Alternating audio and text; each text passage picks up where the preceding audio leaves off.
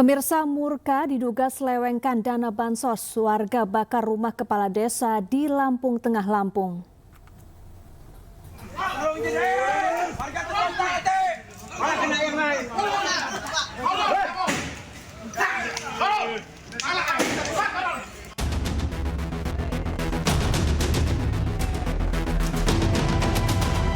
Sejumlah warga mendatangi rumah oknum kepala desa Gunung Agung, Lampung Tengah, Sukardi, buntut dari dugaan penyelewengan dana bantuan sosial pada 27 Januari lalu, dan kasusnya saat ini masih ditangani oleh Polres Lampung Tengah.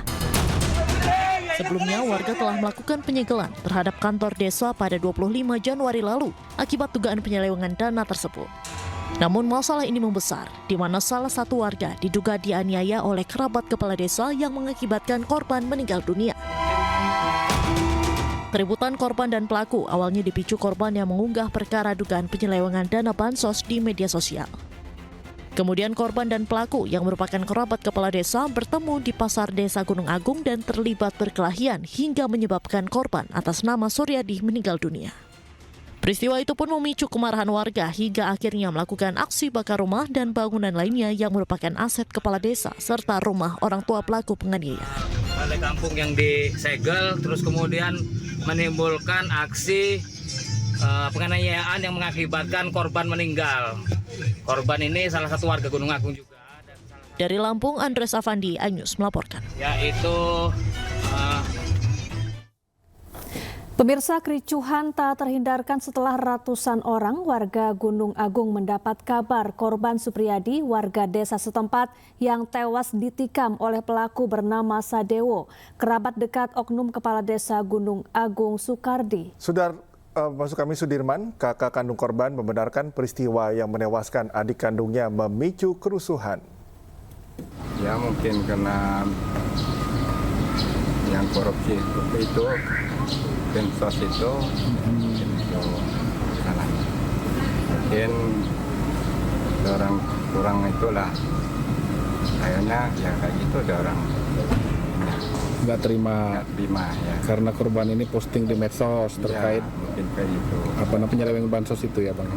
Mungkinan kayak gitu. Sementara itu, pihak kepolisian masih melakukan penyelidikan guna mengungkap para pelaku pembakaran, sedangkan pelaku penusukan telah ditahan di Mapolsek Terusan Nunyai. Lurah setempat yang menjadi sasaran dari sekelompok oknum untuk dirusak, dan sejauh ini kami tetap melakukan penyelidikan dan akan kami tuntaskan hal ini untuk memastikan siapa-siapa pelaku yang atau oknum yang. Ya, seluruh korban kecelakaan tunggal mobil wisata di Tawangmangu dibawa ke RSUD Kartini, Karanganyar. Ya, rata-rata korban terluka akibat benturan.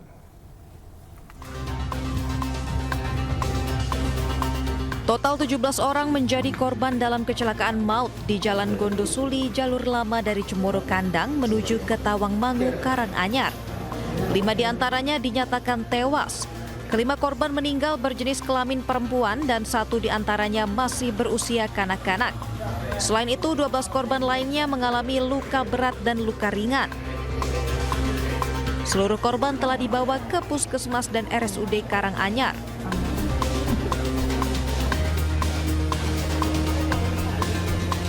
Ini pribadi UGD 9, di kamar jenazah 5, jadi total itu 14, yang 3 input sopir masih di Puskesmas. Kondisinya gimana Pak Dirian? Ini kondisinya ya sementara masih dalam perawatan. Sementara menurut warga, mobil diduga mengalami remblong saat turun dari tanjakan Gondosuli, jalur lama Tawangmangu. Itu rombongan dari Cepu, mobil elep dari arah Jawa Timur mau ke, tadi supir saya tanya itu mau ke Muning. Nah, itu terjadi rem makak atau di rem itu blong. Jadi dari arah barat ada mobil di sini mau dibanting ke kanan tidak bisa. Bu, jembatan ya, jembatan.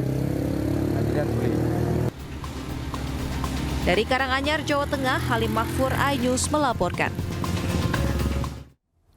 Pemirsa, Polda Banten kepung rumah Charlie Chandra tersangka dugaan pemalsuan surat atau dokumen pertanahan yang berkaitan dengan lahan yang kini menjadi bagian dari kawasan Pantai Indah Kapuk II. Ya, pengepungan berlangsung hingga malam hari, namun Charlie Chandra menolak keluar rumah lantaran menganggap penangkapan terhadap dirinya tidak berdasar.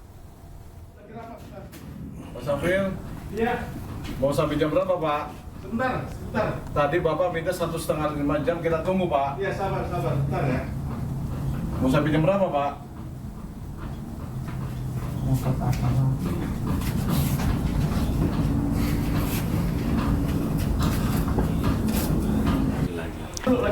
Petugas dari Polda Banten mendatangi rumah Charlie Chandra yang terlibat kasus sengketa tanah di proyek pembangunan Pantai Indah Kapuk atau PIK 2. Namun Charlie menolak keluar rumah karena merasa tidak berstatus tersangka. Charlie sempat ditetapkan sebagai tersangka atas kasus pemalsuan surat tanah seluas 8,7 hektar yang kini telah dibangun kawasan pemukiman PIK 2. Polda Banten kemudian menerbitkan surat perintah penghentian penyidikan atau SP3. Namun kemudian penerbitan SP3 dibatalkan oleh Pengadilan Negeri Serang. Hal ini menjadikan kasus yang menjeratnya kembali dilanjutkan. Pernah dipanggil sebagai tersangka untuk diperiksa sebagai tersangka. Ya, makanya sangat aneh polisi datang ke sini hari ini mau menangkap. Lucu. Silakan kirim surat panggilan dan saya akan hadiri. Gitu. Bukan begini caranya. Saya juga polisi polisi militer saya. Bisa tahu. Sudah nunggu 1,5 jam, Pak. Kami sudah 9 jam di sini, Pak. Kami sudah sangat kooperatif sekali, Pak. Oke, kita. Mohon hargai kami, Pak. Ya, setelah 12 jam polisi menunggu di lokasi, akhirnya kuasa hukum Charlie Chandra keluar menemui petugas. Kuasa hukum Charlie Chandra berpendapat bahwa penangkapan kliennya ini oleh penyidik Polda Banten tidak berdasar, lantaran pihak Charlie Chandra telah mengirimkan surat permohonan penundaan perkara kepada Polda Banten dan mengajukan gugatan perdata ke Pengadilan Negeri Jakarta Utara. Sementara itu, menurut Polda Banten, kasus ini sudah masuk ke tahap P21, yang artinya perkara ini telah dinyatakan lengkap atau dianggap memenuhi syarat formil dan material. Kami sudah sangat kooperatif sekali, Pak. Oke, kita. Mohon hargai kami, Pak.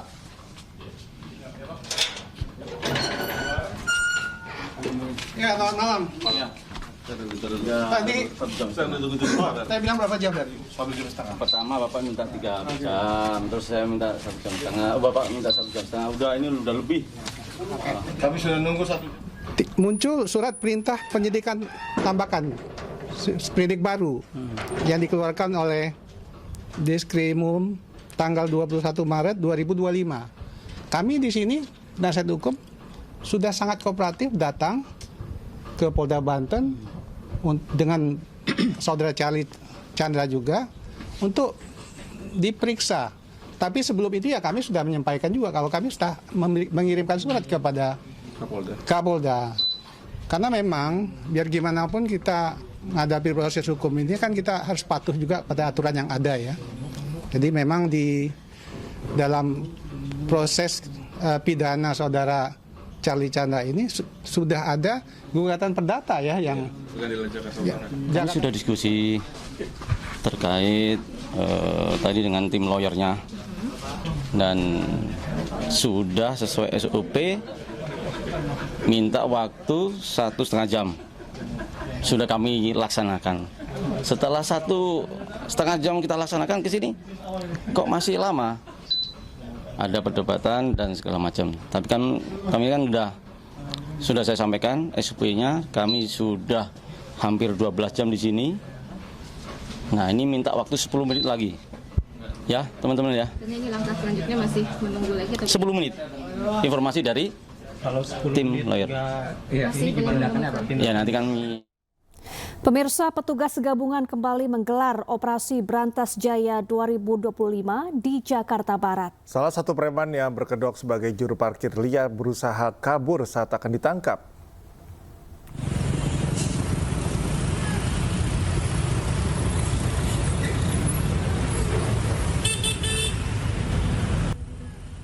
Salah seorang preman berkedok juru parkir liar mencoba kabur saat akan ditangkap petugas gabungan dalam razia Berantas Jaya di Jakarta Barat. Namun, aksinya gagal setelah sempat terjatuh ketika melarikan diri. Dalam razia kali ini, Polsek Grogol Petamburan mengamankan sekitar 40 orang. Antara lain, preman berkedok juru parkir liar, Asmoro atau pemalakan terhadap sopir truk, serta Pak Oga. Untuk pelaku pungli, artinya dalam hal ini seperti An Asmoro dan juga kepada pelaku pungli lainnya seperti Pak Oga dan parkir yang tidak memiliki izin telah kita amankan, yang sebenarnya saya bilang tadi sekitar estimasi 40 orang, dan saat ini semuanya kita hanya lakukan pembinaan. Selain menangkap puluhan preman, petugas gabungan juga menertibkan atribut organisasi kemasyarakatan yang berada di sepanjang Jalan Daan Mogot, Jakarta Barat. Dari Jakarta, Miftahul Gani, iNews melaporkan. Pemirsa, pedagang daging di Pasar Senen, Jakarta diciduk polisi karena menjadi koordinator juru parkir liar. 20 lari, satu orang ton berapa? 75 ton ke siapa? Juru parkir liar ini tak berkutik saat diringkus petugas Satreskrim Polres Metro Jakarta Pusat di Pasar Senen, Jakarta Sabtu pagi. Saat diciduk, sang jukir mengaku aksinya digerakkan oleh seorang pedagang daging dalam pasar. Juru parkir ini hanya bisa pasrah membawa para aparat ke koordinator jukir liar berinisial A di kawasan Pasar Senen. Para juru parkir di bawah komandonya wajib menyetor sebesar Rp75.000 per hari. Sempat terjadi ketegangan saat si jukir diminta membangunkan A dengan masuk lewat lubang loteng. Khawatir akan kabur, petugas langsung menarik turun si jukir dan menggelandangnya bersama A. Dalam razia Berantas Jaya 2025 di lokasi ini, petugas mengamankan 7 preman berkedok juru parkir liar.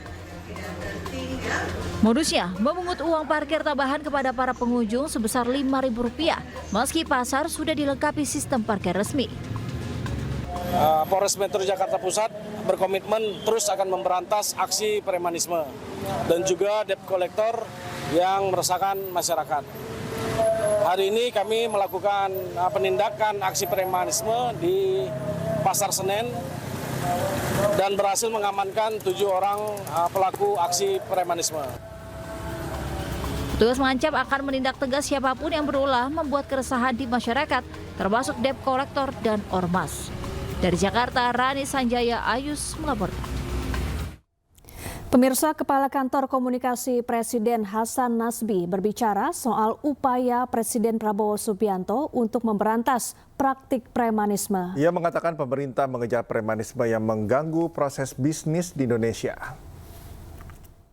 Yang dikejar oleh pemerintah itu adalah aksi premanisme, terutama yang mengganggu, awalnya ini ya, yang mengganggu proses bisnis.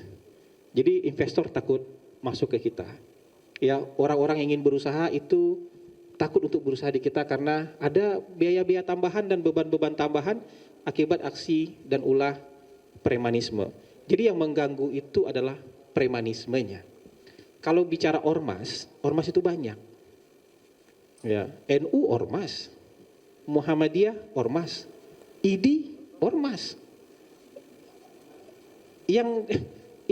Kita nggak akan melihat ini pukul rata, ya.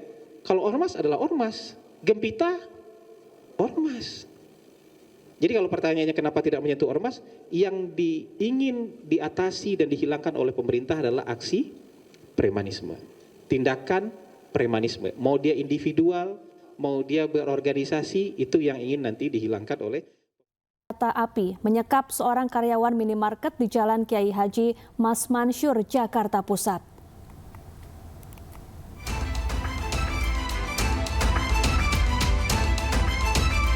Video kamera CCTV ini merekam detik-detik aksi penyekapan seorang karyawan minimarket oleh pelaku perampokan bersenjata api. Pelaku yang sempat meletakkan senjata apinya di lantai kemudian mengikat kedua tangan dan kaki korban yang telah tertelungkup di sebuah gudang.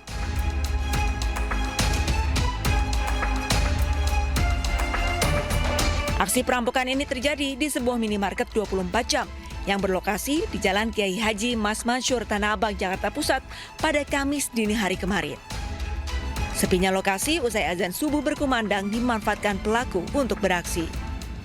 Meski belum diketahui jumlah pelaku, namun dipastikan pelaku kabur dengan membawa sejumlah uang yang tersimpan di laci kasir. Kalau buat sering nggak pernah sih, baru kali itu. Soalnya kan di jalur rame ini ya? Iya lah, Tanah Abang rame. Nah, nggak mungkin kalau belum dipantau sama mereka gitu loh. Oh, artinya udah di GM-nya. Sejak kejadian, korban yang merupakan karyawan minimarket dikabarkan mengalami trauma. Polisi hingga kini masih memburu pelaku yang diduga spesialis perampok minimarket. Dari Jakarta, Rani Sanjaya, iNews melaporkan. Bocah 10 tahun dirawat di rumah sakit akibat dibakar temannya di Situbondo, Jawa Timur. Kini kondisi korban memprihatinkan akibat luka bakar di wajah dan tubuhnya.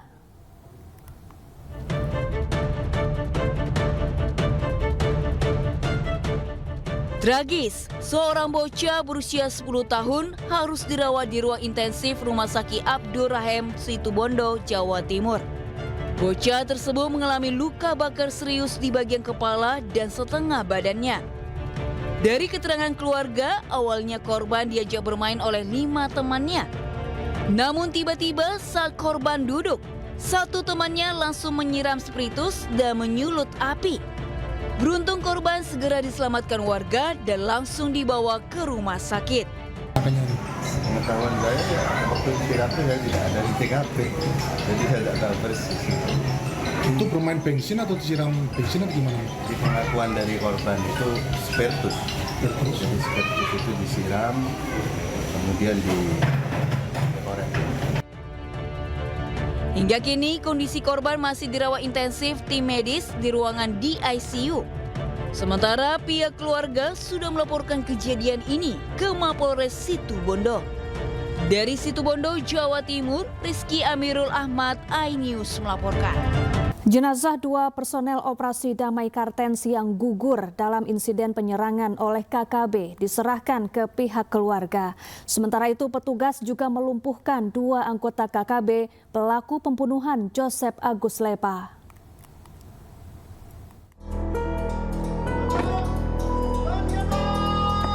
Jenazah 2 personel operasi damai Kartens yang gugur dalam insiden penyerangan oleh kelompok kriminal bersenjata atau KKB diserahkan ke pihak keluarga. Kedua personel yang gugur adalah Bribtu Anumerta Dedi Tambunan dan Baratu Anumerta Kain Rere. Usai diidentifikasi, jenazah diserahkan melalui upacara militer dan kemudian diberangkatkan ke kampung halaman masing-masing di Serui, Papua. Kedua jenazah sudah diberangkatkan ke kampung halamannya di Serui. Bribtu Anumerta Dedi Tambunan dan Baratu Anumerta Kain Rere. Jenazah ditemani atau didampingi oleh keluarga. Sementara itu, Satgas Ops Damai Kartens melumpuhkan 2 KKB pelaku pembunuhan Joseph Agus Lepa. 2 orang KKB ini tewas setelah melakukan perlawanan saat hendak ditangkap di distrik Siriwo, Kabupaten Nabire, Papua Tengah. 2 KKB yakni Hamdu Muapa dan Amoye Pigai alias Martinus Pigai yang diduga kuat terlibat langsung dalam pembunuhan korban di perumahan Pemda Kabupaten Dogiai pada 6 Mei 2025 lalu. Jenazah kedua pelaku saat ini berada di RSUD Nabire menunggu proses penyerahan kepada pihak keluarga. Tim Liputan iNews melaporkan.